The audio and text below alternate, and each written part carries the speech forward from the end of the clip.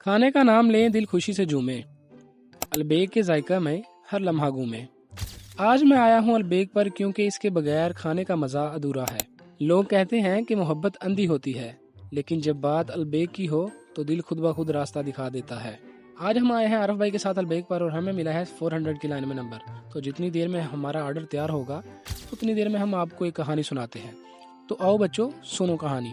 ایک تھا راجا ایک تھی رانی۔ ارے نہیں، کہانی ہے ایک فلسطینی نوجوان کی جو شام میں پیدا ہوا اور خواب لے کر سعودی عرب آیا۔ شرف الدین ابو غزالہ 1974 میں جدہ میں البیک کی بنیاد رکھی۔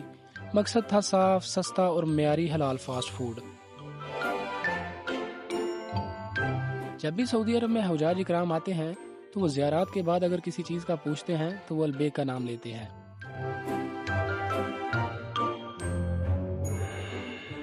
البیک ایک برانڈ نہیں بلکہ ایک احساس ہے۔